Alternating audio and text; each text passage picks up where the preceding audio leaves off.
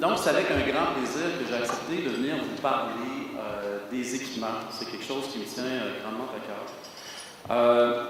En même temps, je vous dirais, c'est un plaisir aussi parce que participer à un colloque de la SAS, pour moi, est une organisation très dynamique, très vivante, avec plein de belles personnes, de conseillers qui sont de talent et de grandes compétences. Donc, effectivement, j'ai eu du plaisir à faire partie de cette équipe-là. En même temps, je vous dirais, depuis que je suis dans le réseau de la santé, j'ai toujours cru que les équipements étaient vraiment une pièce maîtresse. Et j'y ai travaillé de différentes façons pour en acquérir pour les différentes organisations. Ce que j'ai à vous proposer aujourd'hui comme présentation, dans un premier temps, je suis quelqu'un qui aime faire une analyse du contexte dans lequel on est. Donc, je ne ferai pas une dissertation universitaire, on s'entend bien.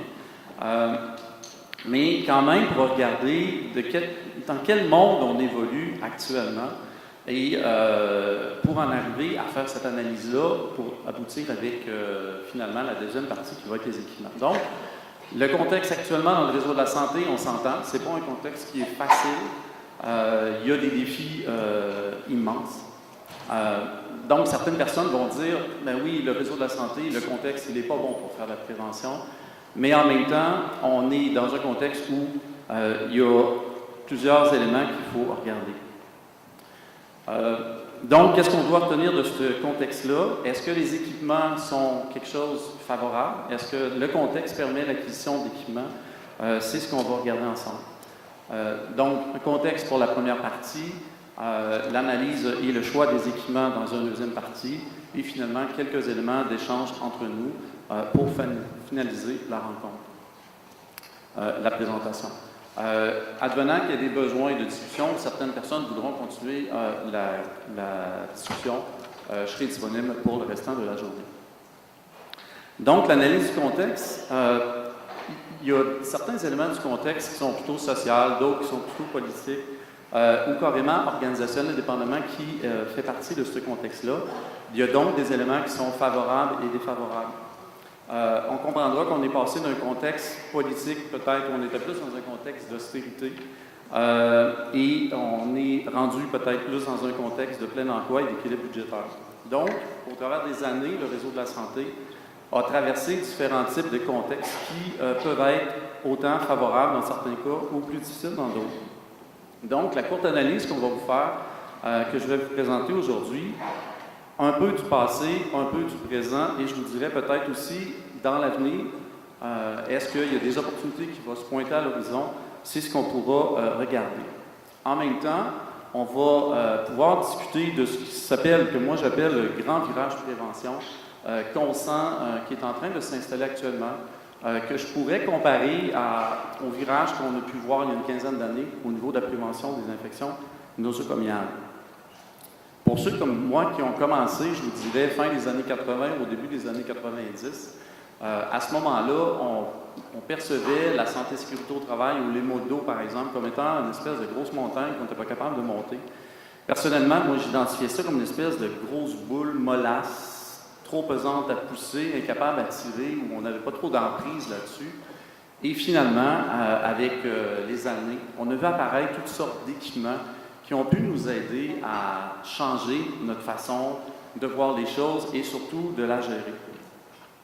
Je tiens à préciser également que les propos que je vais tenir aujourd'hui n'engagent que ma responsabilité personnelle, n'engagent ni la responsabilité de la STAS et ni la responsabilité de mon employeur. Donc, si jamais il y a des tomates à recevoir, c'est moi-même qui les recevrai, vous en conviendrez. Concernant l'analyse du contexte, on est dans un contexte de changement. Dans le PowerPoint, vous avez ces changements de gouvernement. On devrait peut-être plus dire changement de gouvernement, c'est-à-dire que les changements, on les a sentis avec l'ancien gouvernement, mais on a senti qu'au niveau du ministère, en tout cas à mon niveau, à moi, au niveau de la STAS, on a senti des enlignements qui changeaient. Il y avait des façons de penser qui étaient différentes, des actions qui étaient posées, qui nous amenaient à voir les choses autrement. On était, je vous dirais, où on est beaucoup plus dans un aspect où on se dit, où on se questionne, oui, mais c'est bien beau tout ce qui se passe, mais en même temps, nos employés, si on s'en occupe pas, si on ne prévient pas, si on n'arrive pas à les soutenir ou à soutenir nos gestionnaires, on s'en va dans le mur, tout le monde. La pérennité du réseau, à la limite, elle est compromise.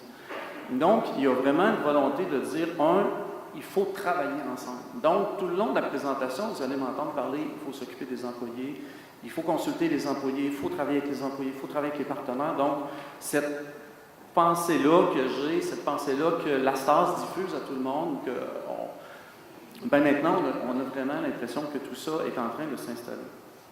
Donc, il faut se questionner. On a donc des nouvelles orientations qui sont plus au niveau de la santé et sécurité au travail, mais aussi au niveau de la qualité de vie au travail. Donc, avant, on séparait santé-sécurité, puis santé-psy. Maintenant, on est vraiment dans une approche qui est beaucoup plus intégrée, où on dit, oui, la santé mentale, il faut s'occuper des gens au niveau de la santé mentale, il faut s'occuper de l'état, des problématiques au niveau de nos travailleurs, au niveau des problématiques de santé mentale, mais en même temps, il faut s'occuper de la base. Il y a des risques présents au niveau des TMS particulièrement. Donc, nouvelle orientation au niveau du ministère. On est passé d'une espèce de dynamique où on était dans un contexte de compression des budgets, et là, on sent qu'il y a une dynamique plus vers le réinvestissement. On est passé d'une dynamique de contrôle des coûts pour éviter, par exemple, que le réseau de la santé coûte trop cher, donc vraiment dans une dynamique de contrôle des coûts. Et là, on s'en va vers une dynamique de contrôle, je vous dirais, des risques. Et la prévention, c'est les contrôles des risques, on n'a pas le choix. Je n'ai pas besoin de vous dire que la loi santé et sécurité au travail, depuis 40 ans, c'est ce qu'elle dit, il faut faire la gestion des risques. Mais dans le vrai, les alignements qu'on pouvait avoir, ce qu'on pouvait sentir au niveau des organisations, oui, on peut bien dire, il y avait des petites activités locales, où il y avait certains éléments locaux qui étaient en lien avec un département, avec les difficultés, les risques, on identifie les risques, on corrige, mais au sens global des choses, on était plus au niveau de la gestion des coûts, du contrôle des coûts que de la gestion des risques.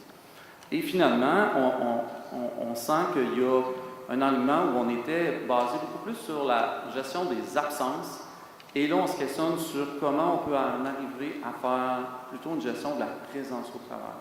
Et pour passer de un à l'autre, ben oui, effectivement, il faut aller vers les employés, il faut se questionner comment on peut les soutenir, parce qu'on conviendra, le réseau de la santé est en grande difficulté, les employés sont en grande difficulté, les gestionnaires sont en grande difficulté aussi, et il faut se mettre tout le monde à la tâche pour en arriver à les soutenir.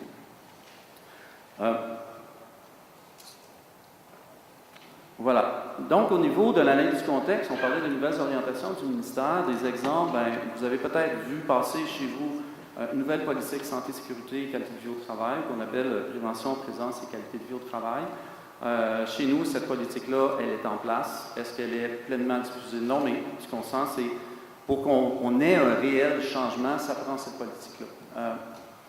Ça fait partie, je vous dirais, des évidences scientifiques. Quand on veut changer quelque chose, ça nous prend un programme cadre, ça nous prend une politique cadre. Et la particularité de cette politique-là, c'est que on ne met pas tout le fardeau de la prévention sur le dos des travailleurs. Il faut qu'ils fassent attention. On n'est pas là-dedans. On est donc dans une dynamique où les rôles et responsabilités sont vraiment partagés de la part de la PDG, du conseil d'administration en descendant jusqu'aux travailleurs. Et il y a, dans la façon que cette politique-là elle est construite, aussi un mouvement descendant de l'information, donc les mandats, on part d'en haut, on descend, et il y a un mouvement ascendant également de l'information vers le haut. Et c'est en fonctionnant de cette façon-là qu'on pourra en arriver à ce que la prévention puisse vraiment être impliquée. Donc, vraiment, un partage des responsabilités. Il faut se le dire, le réseau de la santé, on est rendu des multinationales maintenant. Si vous regardez dans les différentes multinationales, ils ont probablement une avance de 20, 30 ou 40 ans par rapport au réseau de la santé.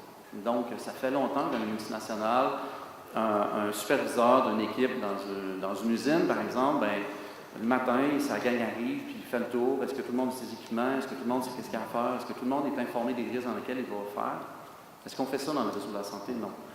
On s'entend, le réseau n'a pas été constitué ou n'a pas été créé pour être des multinationales, donc il y a un défi à travailler de cette façon-là. Mais en même temps, je vous dirais, c'est pas de politique, on s'en va n'importe comment. Donc, déjà avec la politique, je pense que ça va être plus facile. Ça prend également un plan structuré en santé et sécurité au travail. Actuellement, ce plan-là est en consultation. Ça aussi, c'est une façon de dire vers où on s'en va, qu'est-ce qu'on va faire, comment on va le faire. On a des projets également autofinancés qui sont défrayés par le ministère de la Santé et des Services sociaux. Vous en avez probablement vu dans vos environnements. C'était des projets qu'on appelait les projets à 50 000 où le ministère dit, pour chaque 6 établissements, il y a des montants d'argent qui sont disponibles pour ceux qui veulent en faire. Chez nous, dans notre organisation, on a 2 projets de cette ampleur-là, un pour la violence et un pour les troubles musculo-squelettiques au niveau du suivi PDSB, par exemple. Mais également, il y a tout ce qui est entourant ce qu'on appelle le projet Virage Prévention, qui est un grand chantier et on va en parler un petit peu plus tard tantôt, qui vient identifier des secteurs qui sont en grande souffrance avec des indicateurs et à laquelle une équipe va soutenir le gestionnaire. Donc, si on aborde l'élément concernant de la compression des dépenses vers l'investissement en santé et sécurité au travail. Il y a des programmes de projets autofinancés qui sont en place. On a parlé du volet 50 000 tout à l'heure. Il y a le Virage Prévention également, qui est un projet qui est financé en partie par le ministère des établissements. J'aime beaucoup faire des projets autofinancés. Je suis un gars dont le père est comptable. J'ai des affinités avec les chiffres, donc les indicateurs, c'est des éléments pour moi qui sont importants. Donc, petite formule, le coût des problèmes moins le coût des solutions égale des économies de dépression majeure, des économies de tendinite, de hernie discale, d'entorse lombaire, et donc des économies de souffrance chez nos travailleurs. Et par la suite, bien entendu, ces souffrances-là ont des coûts qui sont à assumer par l'ensemble des établissements. Quand je vous disais tantôt qu'à un moment donné, au niveau du ministère, au niveau des PDG, il y a des statistiques qui sortent. J'ai déjà dit à plusieurs reprises que si vous faites juste reculer en 2005, par exemple, ça coûtait en absence dans le réseau de la santé quelque chose comme 300, 400 millions. L'année passée, c'était 900. 900 millions de dollars. On a parlé tantôt des chiffres de la CNESST. 900 millions de dollars d'absence. Ça fait du monde en tabarouette. Puis ça fait surtout des... Puis je dis pas, on s'entend, il y a des cas de cancer, il y a des cas de problématiques. Les gens la vie fait qu'on a des pépins de santé à un moment donné, mais 900 millions de dollars, c'est de la grosse argent. C'est vraiment énormément de coûts. Et nécessairement, c'est tellement gros qu'on ne peut pas s'imaginer qu'on ne peut pas faire mieux, puis qu'on ne peut pas en arriver effectivement à dégager de ces sommes d'argent-là pour faire des projets autofinancés. Donc, le ministère est beaucoup plus ouvert à ça. Je vous dirais, les organisations sont beaucoup plus ouvertes, que ce soit au niveau de la direction des finances. Il y a quelques années, on n'avait que la direction des finances, donc quand ça devenait nos meilleurs amis, c'était plus facile. Maintenant, on a une nouvelle direction qui s'appelle qualité, la DQPE, la direction de la qualité performance, qui, eux aussi, c'est leur spécialité de trouver des secteurs qui sont en difficulté et qui nous permettent de voir autrement comment on peut réorganiser pour trouver des bons indicateurs pour en arriver à ce qu'on puisse faire mieux et surtout dans une optique, pas de contrôler les dépenses, mais dans une optique d'améliorer les conditions d'exercice du travail. Et si on fait bien ça, améliorer les conditions d'exercice du travail, nécessairement, les gens vont être mieux, nécessairement, les gens vont être présents au travail. On le sait, les gens du réseau de la santé, c'est des gens de cœur, c'est des gens qui sont mobilisés. Et je peux vous le dire, comme chef de la gestion avec la présence au travail, ces gens-là, souvent, m'entendent trop longtemps. Ils sont malades, ils vont toffer. Je ne peux pas laisser tomber mon équipe, je ne peux pas laisser tomber mes clients. Et souvent, les gens sont absents. Quand ils tombent pour longtemps. Donc, nécessairement, on est capable de faire beaucoup mieux que ce qu'on fait actuellement. Mais vous comprendrez qu'en même temps, si on veut faire autrement, si on veut soutenir les équipes, on ne peut pas mettre ça sur le dos de la gestion d'intégrer la présence au travail ou sur le dos de dire, OK, comme avant, la santé et sécurité au travail, c'est l'équipe de santé et sécurité au travail. C'est eux autres qui vont s'arranger ça. Eux autres, là, ils ont des baguettes magiques, puis ils ont des boules de cristal, puis ils vont être capables de tout faire. On s'entend, c'est pas la bonne façon. Puis en même temps, je vous dirais que c'est pas la bonne façon parce que malgré que j'ai travaillé 30 ans en prévention, les vrais connaisseurs des problèmes, les vrais connaisseurs au niveau des solutions, c'est les travailleurs.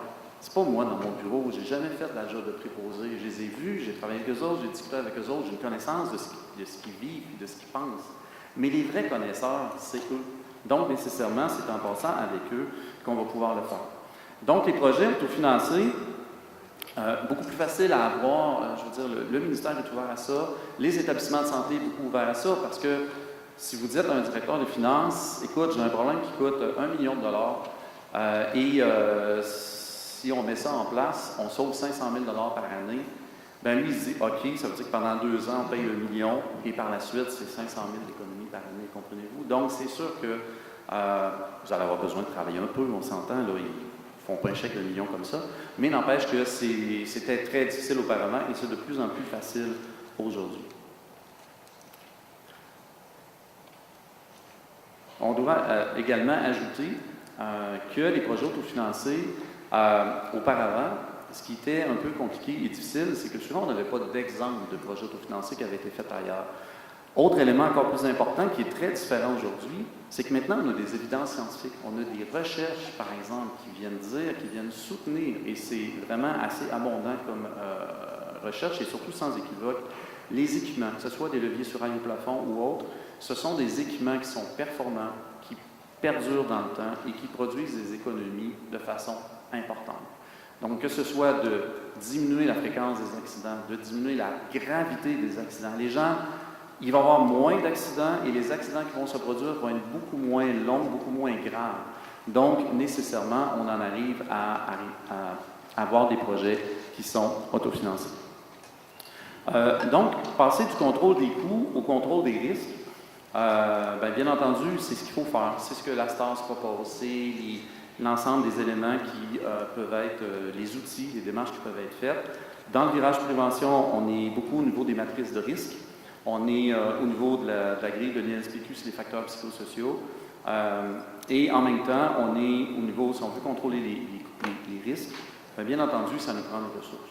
Donc, dans tout le projet Virage Prévention, c'est une centaine de préventionnistes qui ont été rajoutés dans le réseau de la santé. Vous vous souvenez, en tout cas, moi, j'étais jaloux dans le temps, quand le virage au niveau de la PCI est arrivé, ou au niveau de la prévention des infections nosocomiales, où là, plein d'infirmières étaient engagées. J'étais bien content pour eux. Là, on s'entend, c'était une problématique de santé qui est importante. Il y avait des gens qui en mouraient d'ailleurs. Donc, bien content que ça puisse être réglé. Mais en même temps, j'étais un peu jaloux. Je me disais, Colin, quand est-ce que ça va être notre tour? Quand est-ce qu'on va avoir plus de monde, plus de temps pour réfléchir et pour trouver des choses? Et maintenant, c'est chose faite. Il y a une centaine de personnes qui ont été engagées et j'ai la chance d'en avoir 4, moi, dans mon équipe, ce qui fait bien mon affaire. Donc, contrôle des coûts, qu'est-ce que ça fait comme problématique? Ça fait, si on fait la comparaison, c'est comme de dire notre réseau routier. On est au printemps, il y a des nids de poules partout. Mais quand on gère les coûts, on patche les trous. On met des plasters. Donc, est-ce qu'on fait quelque chose qui est plus une vision moyen-long terme? On gère les urgences. On est là-dedans. Alors que quand on gère les risques, quand on le fait avec les travailleurs, on s'assoit avec eux, on est capable de faire l'exercice, leur expliquer une démarche simple, donc on est capable de leur démontrer des outils simples d'utilisation. Donc, on est capable d'en arriver à ce qu'ils voient l'importance des risques à laquelle ils sont exposés, et c'est un des objectifs de la loi, qu'ils connaissent les risques. Mais en même temps, après ça, quand vient le temps de dire, OK, mais comment on va régler ces risques-là? Comment vous pensez qu'on va pouvoir le faire? Et c'est là que ça devient plus important, où là, on dit, OK, on m'a montré les principes de déplacement sécuritaire des bénéficiaires, bien là, je comprends l'importance de les faire, et pas juste les faire quand ça me tente, les faire le plus souvent possible, pour ne pas dire le faire tout le temps. On s'est fait installer des leviers sur rail au plafond, bien là, de prendre 10 secondes peut-être que ça peut prendre de plus pour le faire, plutôt que de faire un swing d'une surface à l'autre, alors que le patient ne touche même pas les pieds au sol. C'est sûr qu'il faut expliquer aux gens cet aspect-là. Mais quand on fait l'analyse des risques avec eux, les gens ils comprennent. Quand on est capable d'arriver dans une équipe et leur dire, il y en a-tu qui ont mal, il y en a-tu qui sont déjà fait un accident de travail. Mais si vous êtes dans une équipe de 5-6, c'est sûr que près tout le monde s'est déjà fait mal. Est-ce que vous connaissez des gens qui ont dû quitter le réseau parce qu'ils sont trop blessés? Bien, tout le monde en connaît. Donc, à un moment donné, il faut être capable oui, qu'il y ait une prise de conscience, mais de les amener à ce qu'ils gèrent les risques, les amener à ce qu'ils contrôlent de façon plus importante. On s'entend, quand on est -1, -2 sur un département, pas évident de dire, c'est facile de dire qu'il faut gérer les risques, mais en même temps, si on ne commence pas maintenant, si on ne le fait pas, on ne peut pas se servir de ce genre d'argumentaire-là pour dire, bien là, on ne le fera pas, on va attendre. Bien, dans 2 ans, ça va être encore pire, puis dans 2 ans, on va peut-être rendu à 1,2 million d'absences, 1,2 milliard d'absences pour les gens du réseau. Il faut donc le commencer maintenant. Donc, les matrices de risque, je pense que c'est quelque chose qui va pouvoir aider les gens pour en arriver à mieux connaître et mieux contrôler les risques. Simplement aussi pour vous dire, nous, dans les estimations qu'on a faites dans le projet Virage Prévention, parce que de se dire, ouais, mais Yves, allez rencontrer les gens, -1, -2, comment vous allez faire? Rencontrer les gens, ils sont dans le jus totalement, ils ne sont pas là, ils sont difficilement libérables, c'est vrai. Mais il y a différentes façons d'aller rencontrer les gens, il y a différentes façons de s'asseoir avec eux, que ce soit à la pause, que ce soit sur l'heure du dîner, que ce soit qu'on fasse des activités particulières, que ce soit par questionnaire, par sondage, peu importe la manière de faire, il y a moyen de le faire, de travailler avec eux, de poser des questions pendant qu'ils travaillent. Nous, l'équipe de prévention, on estime que 80% du travail va être fait par l'équipe de soutien. Il y a un 20% qui reste pour le gestionnaire, parce que l'autre réalité, c'est la même chose. Il y a de moins en moins de gestionnaires. Les gestionnaires sont de plus en plus nouveaux. Probablement que vous trouvez ça dans vos organisations aussi. J'entendais une directrice de notre établissement qui disait, une directrice de santé mentale, elle disait, moi, ma gang de gestionnaires, ils ont tous moins d'1 an d'expérience. Ça veut dire que tous les poteaux, dans beaucoup de directions, en CHSLD, on voit ça également. Donc, on voit comme gestionnaire des nouvelles personnes qui étaient peut-être sur le plancher, donc eux autres, ils sont immergés dans toute cette sphère-là de gestion, qui n'est pas facile. Donc, c'est sûr que ces gens-là sont en grande souffrance et ils ont besoin de soutien. Donc, on leur laisse un 5 10 pour qu'on leur expose, qu'on échange avec eux, qu'ils nous disent qu'est-ce qu'ils en pensent, ça a-t-il du sens, ça n'a pas de sens, qu'on regarde avec eux les problématiques, les solutions, ça va être ça, leur contribution. Et nous, on va faire tout ce qui est enrobage autour. Du contrôle des absences aux mesures de présence au travail. Donc, il n'y a pas 36 façons de faire les choses. Il faut améliorer les conditions d'exercice du travail. Il faut se rapprocher le plus possible des risques sur le terrain, donc des travailleurs. Il faut apprendre aux équipes à faire la santé et sécurité au travail. Donc, on n'a pas le choix, dans un contexte actuel, de décentraliser la prévention, d'en arriver à ce que ça soit le plus proche du terrain possible. Et si on regarde dans les différentes activités, dans les différentes présentations qui ont pu être faites au cours du colloque ou des différents colloques dans le passé, parce que j'en ai vu beaucoup, bien souvent, quand on avait des gens qui venaient présenter dans un département XYZ, ce qu'on pouvait trouver comme élément majeur, c'est effectivement qu'il y a quelqu'un, un gestionnaire, une personne importante dans l'équipe, ça peut être un formateur PDSD, qui est allé rencontrer les gens, qui est allé s'asseoir avec eux, qui est allé regarder c'est quoi les risques présents et comment on va solutionner. C'est la base de la prévention. Donc, quand on regarde en termes de facteurs de succès pour réussir des projets, bien, je veux dire, moi, je peux bien dans mon bureau tout seul inventer quelque chose, puis inventer un processus, une démarche, puis arriver au département et dire, voilà, vous allez faire ça, puis ça va marcher. Ça, c'est de la pensée magique. Ça ne marche pas comme ça dans la vraie vie. Si mon idée est peut-être bien bonne, mais si les travailleurs n'ont pas participé à cette démarche-là d'analyse des risques et d'analyse des solutions, la gestion du changement va être tellement difficile, l'acceptation de ces changements-là, dans le contexte actuel, est-ce que les gens sont prêts à changer? Ils ont un bout dans tout fait jusque-là, c'est sûr que ça va être très difficile pour eux. Donc, il faut viser un processus d'amélioration continue de la prévention, un système de management en santé et sécurité au travail sans le voir de quelque chose comme étant très ou trop formel ou trop compliqué pour les employés, mais quand on est capable d'en arriver auprès des équipes, à les aider à faire des démarches comme ça, à refaire ce cycle-là annuel, à dire, OK, bon, ben, on a fait un plan d'action, c'est assis, on a fait un plan d'action, l'année 2, bon, on va regarder, quels sont nos stats, est-ce que ça a amélioré quelque chose, qu'est-ce qui va pas, et on met des mesures en place, on corrige le plan d'action, et on recommence pour en arriver. Donc, c'est vraiment une boucle perpétuelle en ce qui a trait au niveau de la santé et sécurité au travail. L'autre élément qui est important également, c'est, de par la grosseur des organisations, on a besoin d'avoir, il y a toute une structure hiérarchique, là, je veux dire, qui est rendue peut-être à 7, 8, 10 niveaux, dépendamment des directions.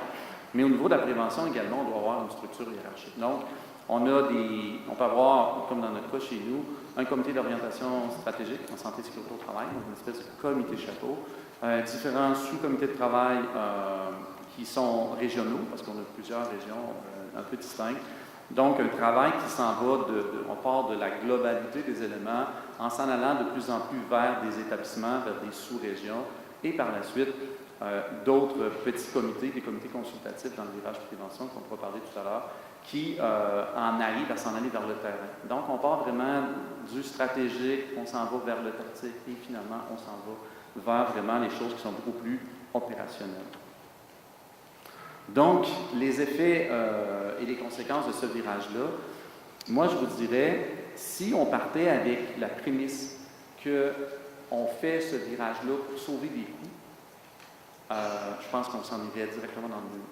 Cette démarche-là, ou ce virage prévention-là, ou ce nouvel enlignement-là, ce nouvel élan-là, que je crois qui est présent, il faut le faire pour les travailleurs. Il faut le faire pour eux, par eux, il faut le faire avec eux, et dans l'idée d'améliorer les conditions d'exercice du travail de façon automatique si on rend le travail moins lourd, que ce soit par des nouveaux équipements.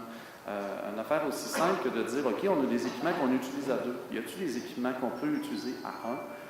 Parce que dans la réalité de tous les jours, les gens sont rarement deux ou c'est très difficile d'être deux. Donc, dans nos critères, on ne se posait pas cette question-là il y a 15 ans ou il y a 20 ans avec les leviers ou avec les leviers à station debout motorisés ou avec les leviers sur rail au plafond. Mais de plus en plus, il va falloir regarder dans ces genres de critères-là comment on peut le faire. Donc, bien, c'est sûr que si on améliore les conditions d'exercice du travail, si les gens s'épuisent moins, si le travail est moins lourd, bien, nécessairement, les gens ne s'absentent pas pour le plaisir. Les gens s'appauvrissent en s'absentant. Ils sont payés 80 ou 100 de leur salaire, mais il y a plein d'autres problématiques qui gravitent autour, qui font que de façon générale, les gens s'appauvrissent. Donc, ce n'est pas par plaisir, ce n'est pas par choix que les gens s'absentent, c'est par conséquence. Donc, si on améliore les conditions d'exercice du travail, bien, on va se ramasser nécessairement avec des gens qui veulent rester au travail parce que les gens sont encore mobilisés et c'est difficile à comprendre malgré le contexte dans lequel on est. Comment les gens sont encore mobilisés? Je pense que, je le dis encore, les gens du réseau, ce sont des gens de cœur. Mais en même temps, je vous dirais, le contexte, il est aussi avec des possibilités d'achat beaucoup plus grandes. Il y a 20 ans, acheter pour 1 million d'équipements, je veux dire, il fallait être ferré longtemps. Il fallait vraiment travailler très fort. C'était des projets qui pouvaient prendre des fois des 2, des 3 ans, puis des 4 ans à mettre en place. Mais je pense que maintenant, avec les équipes qui sont en place, avec les différentes directions qui peuvent donner un coup de main, ces choses-là peuvent se faire de façon beaucoup plus facile. Et la beauté de la chose, c'est qu'en améliorant les conditions d'exercice du travail, de façon automatique, on améliore également la qualité de vie des clients et la qualité des soins et des services. Donc, c'est vraiment non négligeable. Que retenir de ce nouveau contexte? Bien, malgré les difficultés dans lesquelles le réseau est, malgré la pénurie de main-d'œuvre, malgré difficultés de rétention du personnel, malgré le fait que les jeunes sont de moins en moins intéressés à venir travailler dans le réseau de la santé, bien, on comprendra que si on n'améliore pas les conditions d'exercice du travail, ces jeunes-là ne viendront plus. Si on ne travaille pas ensemble à créer un nouveau réseau de la santé, un réseau 2.0, on ne se compte pas d'histoire. Le réseau de la santé n'est pas attractif. Là. Je veux dire, ni au niveau du salaire, ni au niveau des conditions. Si on ne change pas ça, si on ne travaille pas ensemble pour en arriver à ça, ben, je vous dirais, on est drôlement en difficulté. Donc, en termes de facteurs de succès dans ce contexte-là, ben, ça prend une vision, ça prend des orientations. Donc, en partant, que le ministère ait une vision, une orientation, une direction, que les directions, les présidents de direction générale aient des visions, des directions. On s'entend, moi, comme chef de service, ben, je n'ai pas besoin de le vendre à ma directrice, ma PDG, parce qu'elle est très vendue à l'idée. Mais ce que je veux dire, c'est qu'elle, il faut qu'elle nous donne des mandats, elle, il faut qu'elle nous donne les moyens, des ambitions, parce que moi, je n'imprime pas d'argent, puis elle non plus. Mais en même temps, il faut faire des choix, il faut faire les bonnes actions dans le bon ordre. Puis en même temps, ben, moi, je vous dirais honnêtement, ce virage-là, je l'attends depuis 25-30 ans. Ça fait 30 ans que je suis dans le réseau de la santé. Puis en même temps, ben, il y a une magnifique opportunité de travailler ensemble, il y a une magnifique opportunité de voir notre réseau autrement, puis de se redonner le pouvoir de travailler sur notre réseau. Je pense que c'est ça qui est intéressant. Donc, les planètes sont alignées. Je pense que c'est à nous de voir comment on peut mettre en œuvre ces différents éléments-là. Donc, pour la première partie, ça fait le tour du contexte. On pourra aborder maintenant la démarche d'analyse et les besoins et choix du judicieux de ces équipements-là. Je n'ai rien inventé, je vous dis tout de suite, c'est des choses qu'on connaît déjà. Donc, 5 ingrédients qui ne sont pas secrets pantoute, qui sont connus par tout le monde. Mais en même temps, je vous dirais, si vous lisez, j'ai fait certaines études en gestion de projet, et c'est ce qu'on retrouve comme des éléments importants, mais en même temps, je vous dirais, dans le réseau de la santé, c'est également des ingrédients qui sont importants. Donc, un cadre, donc un programme structuré d'acquisition d'équipements sécuritaires, bien, c'est incontournable. Je ne peux pas faire n'importe quoi, n'importe comment. Ça me prend des outils, ça me prend un programme cadre. qui va effectivement pouvoir nous définir, entre autres, les rôles et responsabilités. Ça prend des processus de communication et d'évaluation perpétuelle. Trop longtemps, dans le réseau de la santé, on fait la prévention. On s'attarde à un secteur, à une problématique. On fait un plan d'action et souvent on dit « donne, c'est fait ». J'avais un problème, j'ai un plan d'action, c'est fini. Mais est-ce qu'on évalue? Est-ce qu'on va revoir? Est-ce qu'on fait un tour de roue additionnel? Souvent, c'est comme si nous autres aussi, on avait une espèce de pensée magique en se disant voilà, c'est fait, on a réglé le problème, on a un plan d'action, puis tout va. Tandis qu'on y a pensé, tout va découler. Mais en même temps, dans la réalité des choses, c'est pas comme ça que ça marche. Et on n'a pas le choix de faire des boucles de rétroaction, puis de recommencer, puis de se rasseoir, puis de s'asseoir avec les gens. Puis je vous dirais, honnêtement, c'est ça qui va nous permettre de revenir auprès des équipes et de re-questionner. Parce que les gens des équipes, ils vont le voir, eux autres aussi, que c'est pas simple, puis c'est difficile, puis que bien identifier le problème, ça a l'air simple, mais c'est pas si simple que ça. Bien identifier des solutions, ça a l'air simple, mais c'est pas si simple que ça. Donc, de faire des rétroactions, de se dire pourquoi ça marche pas, bien, ça veut dire qu'il faut travailler encore plus fort, ça veut dire qu'il faut s'investir encore plus. Donc, les communications, c'est archi important, on doit le dire, mais souvent, et l'évaluation également, souvent, c'est un laisser un peu pour compte.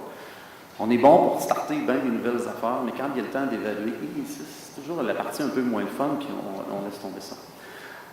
Et ça prend, bien entendu, un autre ingrédient, un besoin, un risque qui est bien identifié nécessairement. Ça prend également des gammes de solutions qui sont performantes, qui sont innovantes, qui sont spécifiques aux problèmes. Et ça nous prend des ressources humaines et financières adaptées. Donc, vous voyez là que ces 5 ingrédients-là, c'est pas, je n'ai pas inventé pour autant que tout. Mais en même temps, si on les regarde un peu plus, on regarde l'acquisition d'équipements sécuritaires, en même temps, il faut que ça soit réfléchi, promu dans les différents comités, dans les différentes sphères de communication. Donc là, on est plus au niveau de l'organisation, on s'entend, de la prévention. Ramener ça dans les différentes, avec les différents partenaires, partager ça avec les partenaires, partager ça en comité paritaire, si vous avez plusieurs niveaux, pour que tout le monde ait l'impression d'y avoir contribué, parce qu'on s'entend que ce genre de programme-là, si je dis, OK, je vais attendre que mon programme soit parfait, et après ça, je vais le mettre en application, vous mettez les gens en application, parce que le programme n'est jamais parfait. C'est toujours une espèce de work in progress, un processus qui vraiment évolue avec le temps. Mais ce qui est important, effectivement, c'est de le partager. Plus on le partage, plus les projets sont partagés avec le plus grand nombre de gens possible, plus c'est facile de ce que les gens vont le teinter et le projet va être meilleur.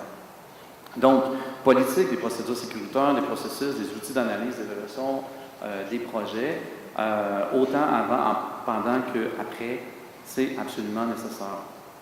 Donc, un programme qui définit qui fait quoi, quand, comment, définir la structure de consultation également, mais aussi avoir une démarche qui est structurée, qui inclut l'ensemble, encore là, des partenaires, mais des travailleurs, et il y a des spécialistes maintenant. Il y a 20 ans ou il y a 30 ans, le gestionnaire de projet, c'était le chef de gestion de la maintenance, par exemple, qui lui, il gérait un petit peu des fois des petits réaménagements, des plans fonctionnels et techniques. Maintenant, on a vraiment des équipes de gestion de projet. Donc, les projets, souvent, sont assez complexes qu'on n'a pas le choix d'aller vers ces ressources-là. C'est des gens qui vont nous aider à structurer nos projets pour que ça puisse aller mieux. Puis en même temps, la dynamique, on est beaucoup plus dans une dynamique de gestion de projet, mais gestion aussi de portefeuille de projet. Donc, quand on imagine que pour un CIS ou un CIUS, à la grandeur des territoires qu'on a avec les différents projets, on peut faire 4 projets de gens de suivi PDSB, par exemple, dans 4 CHSLD différents, et ça va être des projets qui sont différents, qui peuvent avoir certaines choses en commun, mais en même temps, qui peuvent avoir des similitudes, mais en même temps de grandes différences, et qui peuvent être appliquées de façon différente. En même temps, ça nous prend des processus qui sont clairs au niveau de la priorisation et de l'autofinancement des projets. Donc, comment on fait ça, l'autofinancement des projets? Qui donne son go? On s'entend, le directeur des finances, il faut qu'il signe, là. Mais en même temps, est-ce que ça a passé toutes les étapes? Est-ce qu'on a réussi l'ensemble des étapes? Qui a défini qui faisait quoi? Et je le répète toujours, inclure les travailleurs. Processus de communication, encore là, c'est toujours la même chose. La communication au niveau des besoins. Donc, on peut faire plusieurs projets, par exemple, en CHSLD, pour prendre cet exemple-là. Si on a 15 unités ou 15 emplacements où on a des soins de longue durée, et qu'on fait, par exemple, 4 projets, la résultante de ces 4 projets-là, on peut prendre l'ensemble de ces éléments-là, de ces 4 projets-là, pour en arriver à faire un programme, effectivement, de prévention des PMS, par exemple, au niveau de la mobilisation des clients, si c'est l'objet des projets qui sont en place.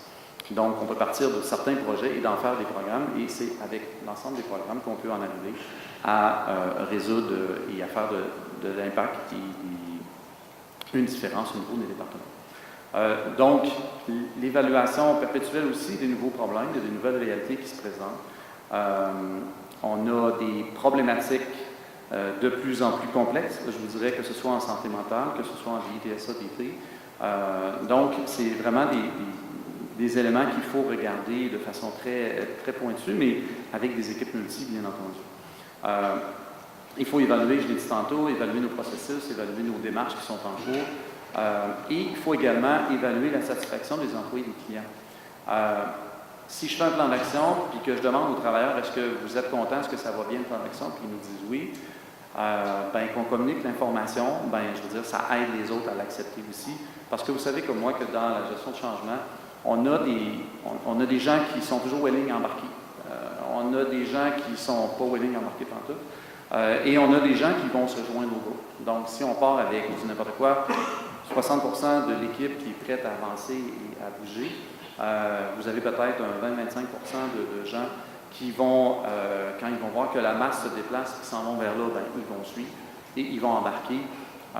Et moi, je dis souvent à la blague, mais c'est le cas, s'il y a des gens qui ne veulent pas, ils ne veulent pas, puis c'est tout. On ne mettra pas nos énergies avec ces gens-là, malheureusement, parce que c'est un peu une perte de temps. Donc, travaillons avec les gens qui veulent vraiment participer et changer les choses pour en arriver à ce qu'on en arrive à améliorer le contexte. Des risques bien identifiés, oui, des démarches, des outils, des comités consultatifs. Le virage prévention prévoit des comités consultatifs d'identification des besoins et des solutions. En même temps, je vous dirais, les risques, c'est bien documenté. Je veux dire, depuis des années, il y a des évidences scientifiques, il y a des références scientifiques, il y a des références astasiennes sur plein de projets, la prévalence, la gravité des risques, la validation des données, donc le soutien qui peut être donné par les différents conseillers de la STARS, et je vous invite à les interpeller. Ça va effectivement beaucoup vous aider. Il y a plein d'outils que la STARS a développés, que ce soit l'enquête des accidents, les matrices de risques, les inspections, etc. Donc, ce sont des activités qui nous permettent de mieux comprendre les risques et d'aider surtout les travailleurs à bien les comprendre et surtout les adapter pour que ça ne soit pas compliqué. C'est sûr, vous arrivez auprès des travailleurs avec une grille d'inspection de 18 pages, ça se peut qu'ils vous disent « OK, on peut-tu avoir des éléments, on peut-tu s'en tenir à une page? » Puis on fait juste des cochers, donc non dans le bas. On peut-tu avoir des éléments qui sont simples et faciles d'utilisation, faciles à comprendre aussi. Donc, ça va être vraiment plus facile. Donc, l'idée ici, on est vraiment dans une dynamique de faire la prévention. Dans le contexte actuel, vous comprendrez que ça ne peut pas être vos équipes de santé et sécurité au travail qui font. On est vraiment dans une dynamique de décentralisation de la santé et sécurité au travail, telle que les différentes politiques le prévoient. Donc, l'équipe de prévention fait quoi? L'équipe de prévention vient soutenir les gestionnaires et elle vient soutenir les équipes qui sont en souffrance. C'est de cette façon-là qu'on va y arriver. Et je le répète, en utilisant les services de la STARS, ça, c'est toujours plus facile et ça nous aide à garantir plus de chances de réussir nos choses. Au niveau du temps, ça va-tu? Moi, c'est sûr, vous me faites signe, dit que c'est assez clair. J'arrêterai. Une gamme de solutions performantes, la STARS fait plein de présentations, fait plein on a Sharon qui peut vous documenter toutes sortes de problématiques. Donc, je pense que ça, c'est assez. Il y a déjà un paquet de contenu déjà pro-formaté en fonction des risques. Donc, c'est vraiment intéressant à aller chercher. Parce qu'effectivement, on a beau documenter en termes de coûts, de fréquences, de ci ou de ça, quand on s'appuie sur des évidences scientifiques, je vous dirais, quand vous travaillez avec des professionnels ou avec des médecins ou avec des équipes de gens qui ont des études ou qu'on a besoin d'argumentaires, on a besoin d'éléments au niveau des évidences scientifiques pour nous aider. Je vous dirais, c'est vraiment très gagnant.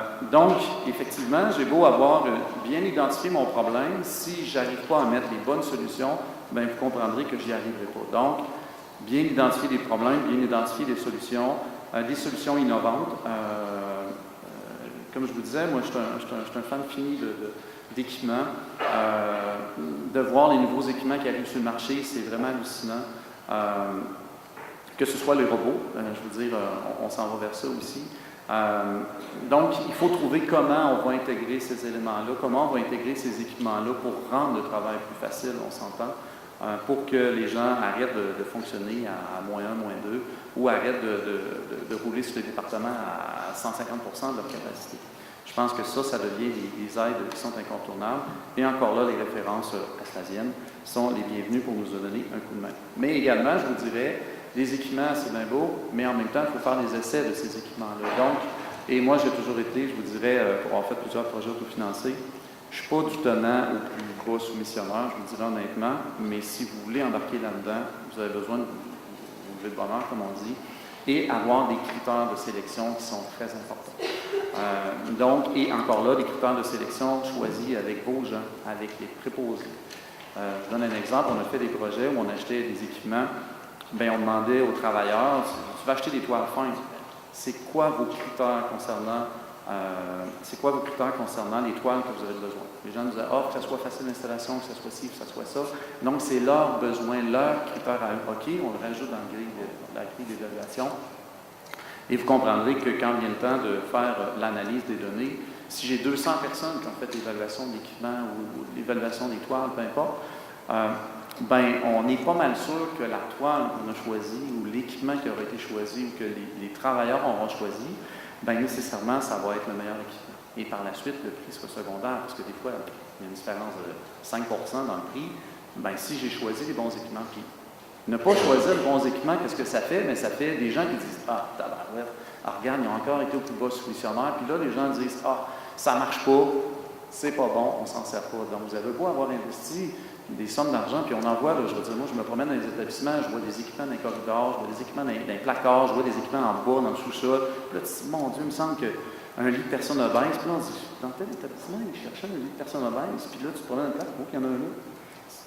Tu sais, on dirait qu'on a besoin de faire des liens pour en arriver à ce qu'on soit capable d'avoir les bons équipements au bon moment. Donc, l'essai d'équipement, c'est archi important, encore là avec les utilisateurs, encore là avec leurs besoins à eux.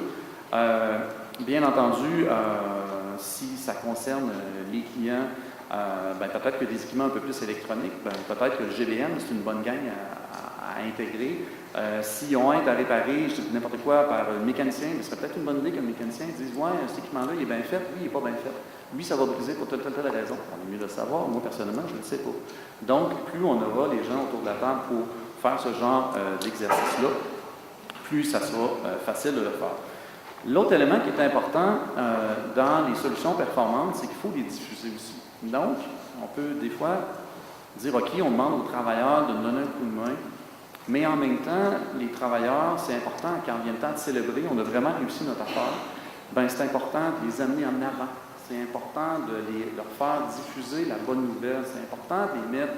C'est une forme de petite tape sur l'épaule qui ne coûte rien, que ce soit eux qui présentent les résultats, puis qui sont contents et fiers de dire on a travaillé là-dessus et voici ce que ça a donné, on est content.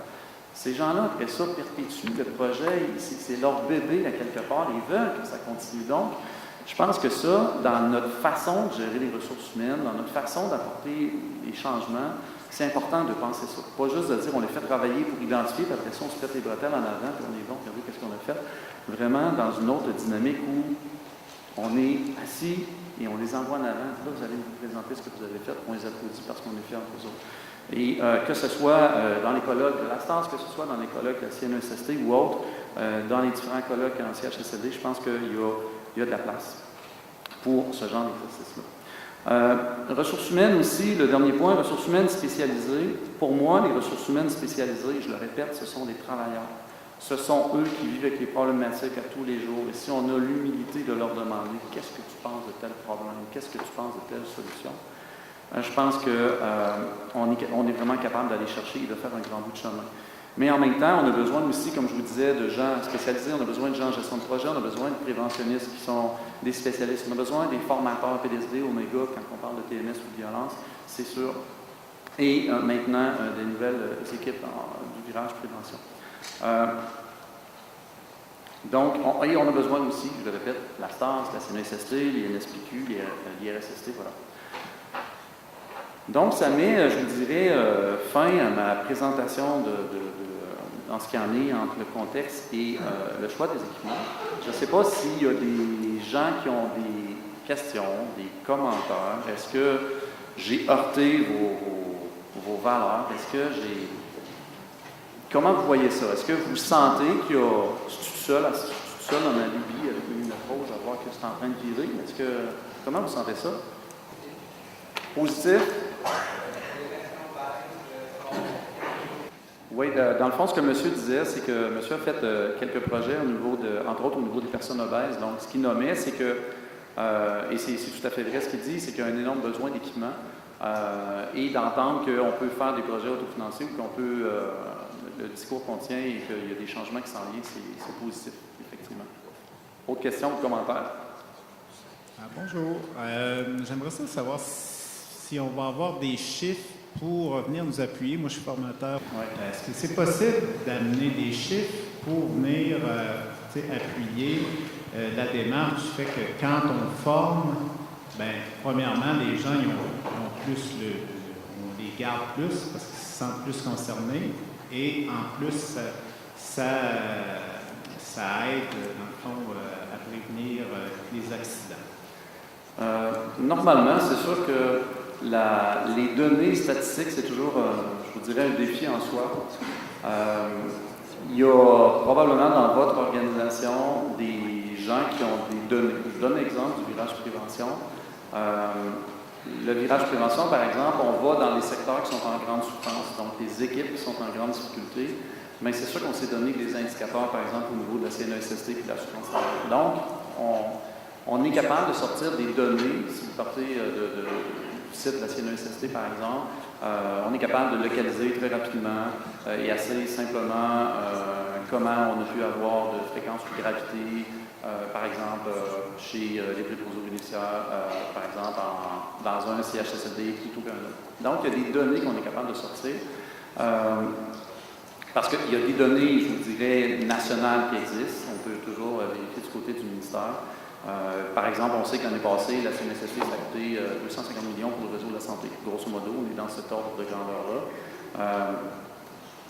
Puis je vous dirais en même temps, c'est de voir comment, du côté, par exemple, des équipes de dotation, c'est quoi le taux de rétention des ressources qu'ils ont? Est-ce que si on donne la formation aux nouveaux employés, est-ce que le taux de rétention est augmenté ou pas? Moi, je crois que oui, bien entendu, surtout avec les nouvelles réalités où maintenant on engage des préposés qui n'ont pas de formation de préposés.